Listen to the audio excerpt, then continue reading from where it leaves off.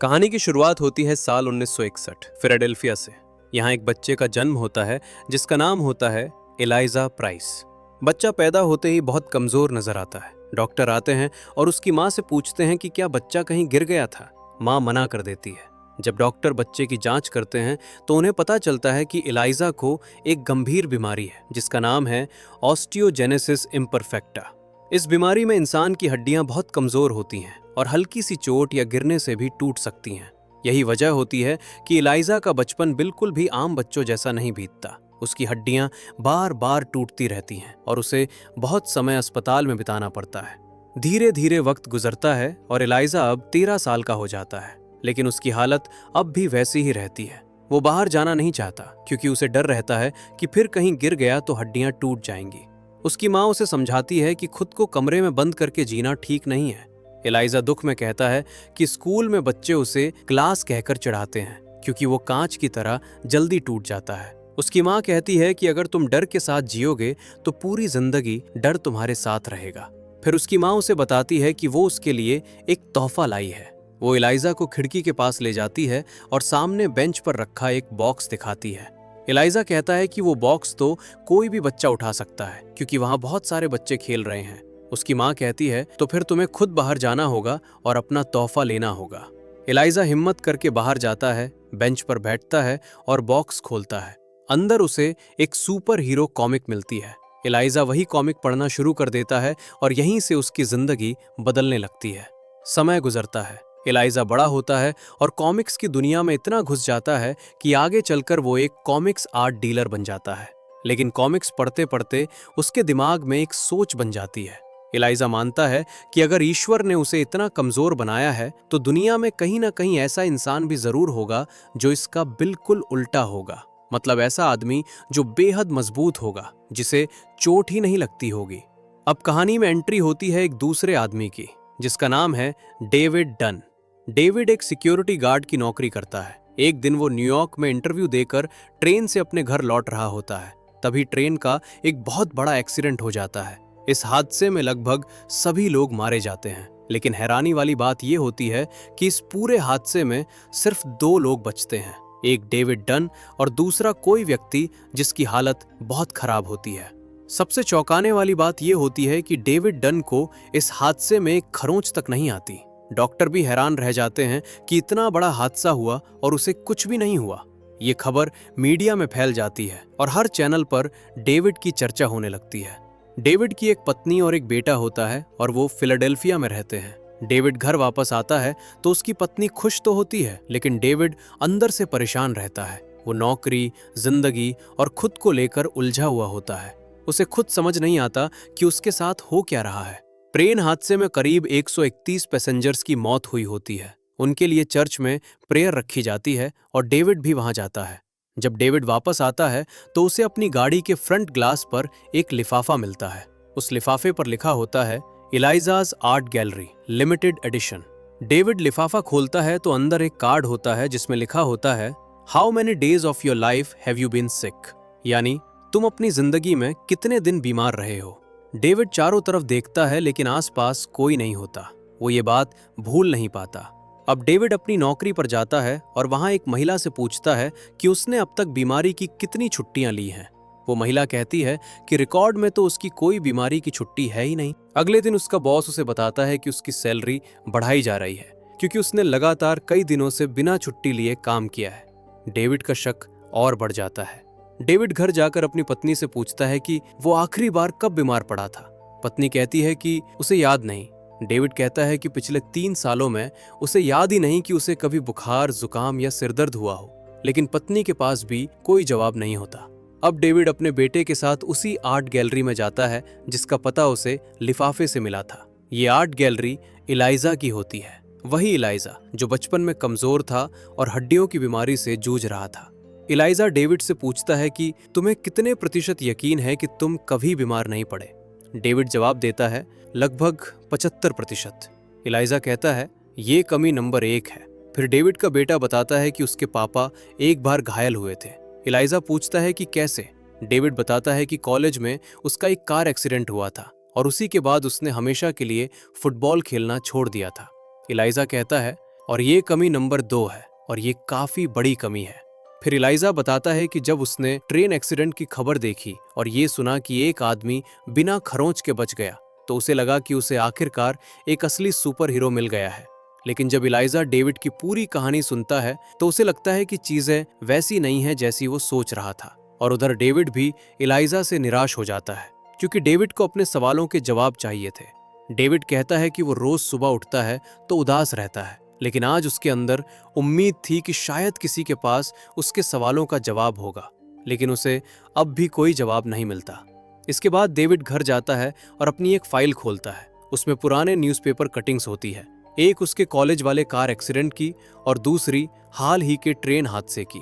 तभी उसकी पत्नी आती है। यहाँ पता चलता है कि दोनों एक ही घर में रहते हैं, लेकिन उनके रिश्ते में दूरी बढ़ चुकी है। पत्नी डेविड से पूछती है कि क्या उसकी जिंदगी में कोई और लड़की है। डेविड मना करता है। पत्नी कहती है कि वो रिश्ते को एक मौका और देना चाहती है, क्योंकि ट्रेन हादसे में डेविड की जान भी जा सकती थी और वो उसे हमेशा के लिए खो सकती थी। ये कहकर वो वहां से चली जाती है। अगले दिन डेविड काम पर होता है और इलाइजा उससे मिलने पहुंच जाता है। उसी वक्त वहां सिक्योरिटी चेकिंग शुरू होती है। डेविड लाइन में खड़े लोगों को देख रहा होता है और अचानक वो सिक्योरिटी को कहता है कि उस आदमी की जांच करो, मुझे उस पर शक है। सिक्योरिटी वाले उस आदमी की तरफ बढ़ते हैं और वो आदमी तुरंत लाइन छोड़कर चला जाता है। इलाइजा पूछता है कि डेविड को कैसे पता चला। डेविड कहता है कि शायद उसके कपड़ों और उसके बर्ताव से। इलाइजा पूछता है कि क्या तुम अक्सर लोगों को ऐसे पहचान लेते हो। डेविड कहता है, हाँ, कभी कभी। इलाइजा कहता है कि क्या तुमने कभी अपनी इस स्किल को और आगे बढ़ाने की कोशिश की है। लेकिन डेविड कोई जवाब नहीं देता। फिर इलाइजा डेविड से एक आखिरी सवाल पूछता है, जब तुम्हारा कार एक्सीडेंट हुआ था क्या उस समय तुम्हारे साथ कोई और भी था। डेविड कहता है, हाँ, मेरी पत्नी भी थी। इसके बाद डेविड वहां से निकल जाता है, लेकिन बाहर निकलते ही डेविड को वही आदमी दिख जाता है जिस पर उसे शक हुआ था। उस आदमी ने कैमोफ्लेज जैकेट पहनी होती है। डेविड उसका पीछा करना शुरू कर देता है। उधर इलाइजा भी जल्दबाजी में सीढ़ियों से नीचे उतरता है, लेकिन उसका पैर फिसल जाता है और वो बुरी तरह गिर जाता है। उसकी हड्डियां बहुत कमजोर होती है, इसलिए उसे गंभीर चोट लग जाती है और वो बेहोश हो जाता है। वहीं दूसरी तरफ डेविड अपनी जिंदगी में पहली बार कुछ अलग करने का फैसला करता है और वर्कआउट के लिए निकलता है। उसका बेटा भी उसके साथ जाता है। वो बेंच प्रेस का एक सेट करता है और फिर अपने बेटे से कहता है, शायद तुमने ज्यादा वेट लगा दिया है। जब वो वजन देखता है तो वो 250 पाउंड होता है। डेविड हैरान हो जाता है और कहता है कि उसने आज से पहले कभी इतना भारी वजन नहीं उठाया। उसका बेटा पूछता है, आप कितना उठा सकते हो। डेविड कहता है, मुझे खुद नहीं पता, आज तक ट्राई ही नहीं किया। बेटा उससे कहता है कि आप ऊपर क्यों नहीं जाते, मैं आपकी मदद करता हूँ। और फिर वो उसके साथ मिलकर वजन बढ़ाना शुरू कर देता है। डेविड दूसरा सेट करता है। सेट खत्म होने के बाद वो पूछता है, अब कितना है। बेटा बोलता है, मैंने बढ़ा दिया। डेविड देखता है तो अब वजन 270 पाउंड हो चुका होता है। इसके बाद दोनों धीरे धीरे वजन बढ़ाते रहते हैं। प्लेट्स खत्म हो जाती हैं तो बेटा एक्स्ट्रा वजन बढ़ाने के लिए पैंट के डिब्बे तक रॉड में जोड़ देता है और फिर डेविड आराम से 350 पाउंड उठा लेता है। अब उसका बेटा पूरी तरह यकीन करने लगता है कि उसके पिता कोई आम इंसान नहीं है। वो उसे सच में एक सुपर हीरो समझने लगता है। असल में उसके दिमाग में ये बात पहले से ही चल रही थी, क्योंकि जब वो अपने दादा के साथ इलाइजा से मिलने गया था तब इलाइजा सुपर हीरो वाली बातें कर रहा था। उधर इलाइजा भी शुरू में डेविड को सुपर हीरो मान चुका था, लेकिन बाद में उसे डेविड की कहानी में कुछ कमियां नजर आईं, जिस वजह से वो डेविड को उस कैटेगरी में पूरी तरह नहीं रख पा रहा था। अब जब बेटे ने अपने पिता की ताकत अपनी आंखों से देख ली तो उसे और ज्यादा भरोसा हो जाता है कि उसके पिता खास है। लेकिन वो ये बात अपने दादा को नहीं बताता और डेविड के लिए ये सब बहुत नॉर्मल सा लगने लगता है, जैसे ट्रेन हादसे में बच जाना या भारी वजन उठा लेना। उसे खुद भी समझ नहीं आ रहा होता कि ये सब आखिर हो कैसे रहा है। अब दूसरी तरफ इलाइजा हॉस्पिटल से डिस्चार्ज हो चुका होता है। उसकी बॉडी में कई फ्रैक्चर होते हैं, इसलिए वो व्हील चेयर पर रहता है। डेविड की पत्नी ऑड्री एक फिजियोथेरेपिस्ट होती है और वो इलाइजा का इलाज करने जाती है। ऑड्री को ये नहीं पता होता कि इलाइजा और डेविड एक दूसरे को जानते हैं, लेकिन इलाइजा को ये बात पता चल जाती है कि ये डेविड की पत्नी है। इलाइजा ऑड्री से पूछता है कि तुम्हारी शादी को कितने साल हो गए। ऑड्री कहती है 12 साल। इलाइजा कहता है, जब मैं घबराया होता हूँ तो मैं बहुत सवाल पूछने लगता हूँ। फिर वो पूछता है कि तुम दोनों मिले कैसे थे। ऑड्री बताती है कि वो दोनों एक कार एक्सीडेंट के बाद मिले थे। वो कहती है कि डेविड कॉलेज में स्टार फुटबॉल प्लेयर था, लेकिन ऑड्री को ये गेम बिल्कुल पसंद नहीं था क्योंकि इसमें बहुत खतरनाक टक्कर और चोटें होती हैं। कार एक्सीडेंट के बाद डेविड का फुटबॉल छूट गया और धीरे धीरे दोनों करीब आ गए। फिर आगे चलकर दोनों ने शादी कर ली। अब दूसरी तरफ डेविड का बेटा, जो अपने पिता को सुपर हीरो मानने लगा था, वो एक बहुत बड़ी बेवकूफ़ी कर बैठता है। जब डेविड घर आता है तो बेटा डेविड की सिक्योरिटी वाली गन उठा लेता है और उसे अपने ही पिता पर तान देता है। वो ये साबित करना चाहता है कि गोली का उसके पिता पर कोई असर नहीं होगा क्योंकि वो सुपर हीरो है। डेविड उसे रोकता है और बोलता है, ऐसा मत करना, ये लोडेड है।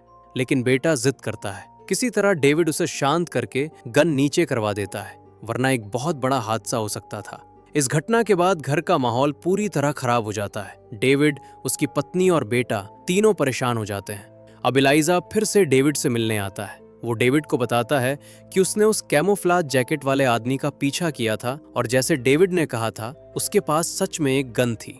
इसके बाद एलाइजा एक और सवाल पूछता है। वो डेविड से कहता है कि जिस कार एक्सीडेंट की बात तुम कर रहे थे, क्या सच में तुम्हें चोट लगी थी या फिर तुमने फुटबॉल छोड़ने के लिए बहाना बनाया था ताकि ऑड्री तुमसे शादी कर ले क्योंकि उसे फुटबॉल पसंद नहीं था। ये सुनकर डेविड को गुस्सा आ जाता है। वो एलाइजा से साफ कहता है कि मेरी जिंदगी में दखल मत दो। वो बताता है कि उसका बेटा उसे गोली मारने वाला था, सिर्फ ये साबित करने के लिए कि वो सुपर हीरो है। डेविड एलाइजा को एक और बात बताता है कि जब वो छोटा था तो एक बार स्विमिंग पूल में डूबने वाला था। ये बात उसे उसकी पुरानी स्कूल टीचर ने बताई थी। डेविड ये भी कहता है कि बचपन में उसे न्यूमोनिया भी हुआ था। वो एलाइजा को समझाता है कि सुपर हीरो जैसी बातें असल जिंदगी में नहीं होती। फिर वो कहता है कि वो एलाइजा को दोबारा नहीं देखना चाहता और वहां से चला जाता है।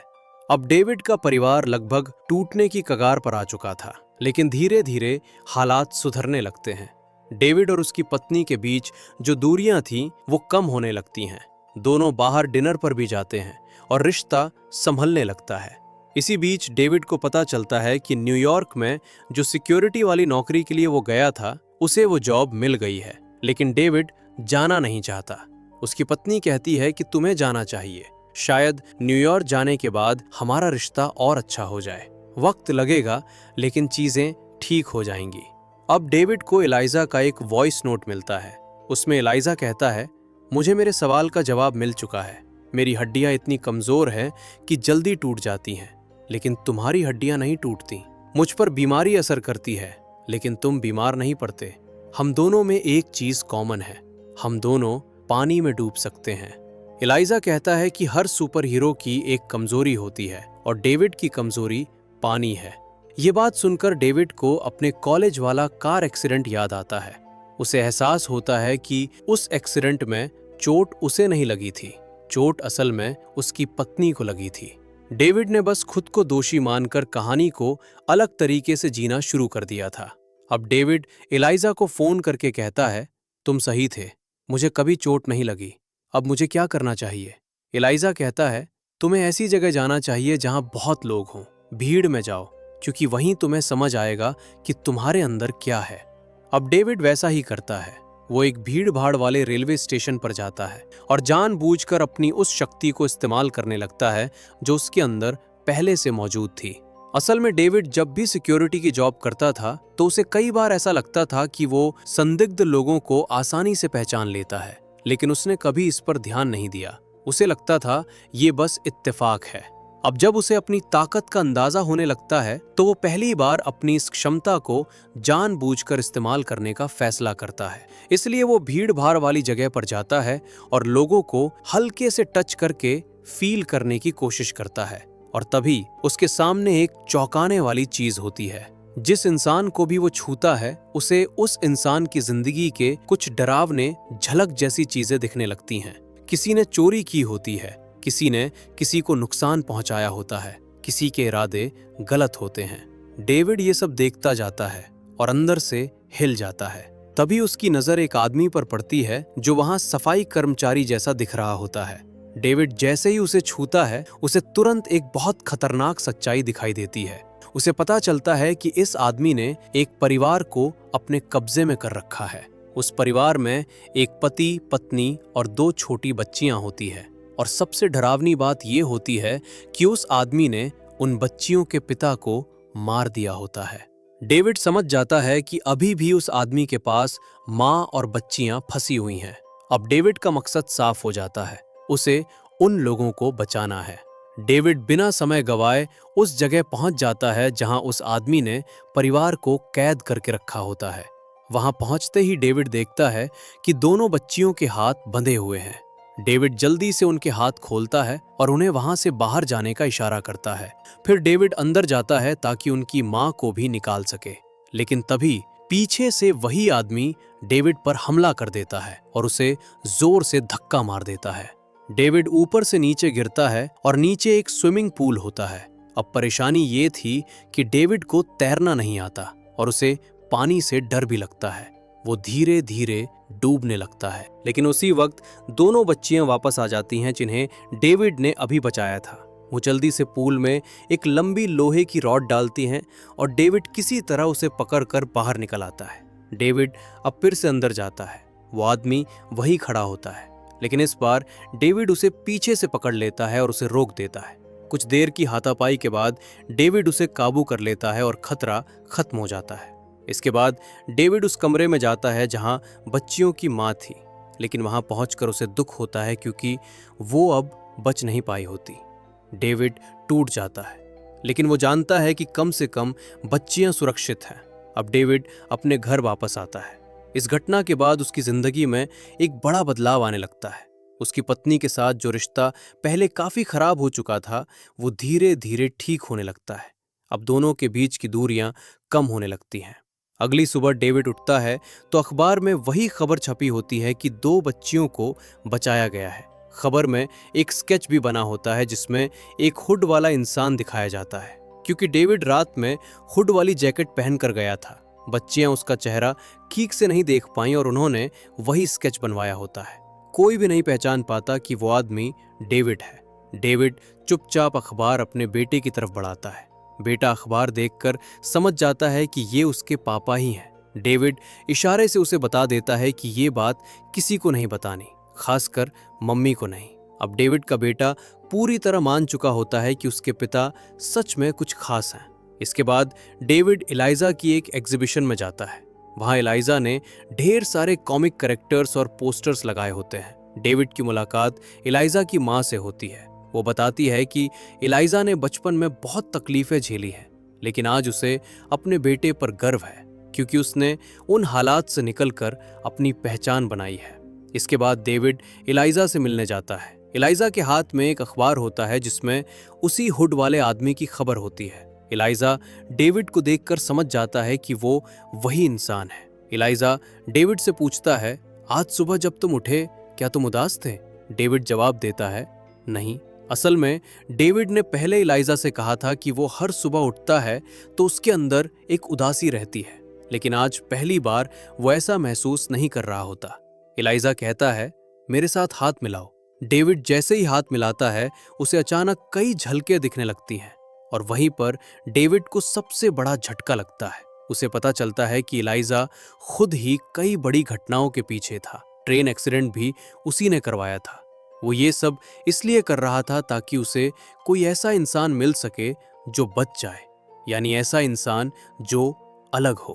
डेविड को यकीन नहीं होता, वो शॉक में चला जाता है। एलाइजा शांत होकर कहता है, तुम्हें ढूंढने के लिए मैंने बहुत कुछ किया, लेकिन मैं ये जानना चाहता था कि क्या मैं अकेला हूं या इस दुनिया में कोई और भी है जो मेरे बिल्कुल उल्टा है। एलाइजा कहता है कि कॉमिक्स में हमेशा एक हीरो होता है और एक विलन, और अब मुझे समझ आ गया है, तुम हीरो हो और मैं इस कहानी का विलन। एलाइजा का दिमाग बचपन से कॉमिक्स में इतना फंसा हुआ था कि वो खुद अपनी जिंदगी को भी उसी नजर से देखने लगा था। वो अपने अस्तित्व को साबित करने के लिए कुछ भी कर बैठा था। डेविड वहां से चला जाता है और पुलिस को पूरी सच्चाई बता देता है। पुलिस जब जांच करती है तो उन्हें एलाइजा के खिलाफ बड़े सबूत मिल जाते हैं। एलाइजा को गिरफ्तार कर लिया जाता है, लेकिन चूंकि उसकी मानसिक हालत सामान्य नहीं होती, इसलिए उसे एक ऐसे संस्थान में रखा जाता है जहां मानसिक रूप से अस्थिर अपराधियों को रखा जाता है। और इसी के साथ फिल्म खत्म हो जाती है। तो दोस्तों, अगर आपको ये कहानी अच्छी लगी हो तो वीडियो को लाइक करना और चैनल को सब्सक्राइब करना मत भूलना। हम मिलेंगे फिर से एक नई कहानी के साथ। तब तक के लिए बाय बाय।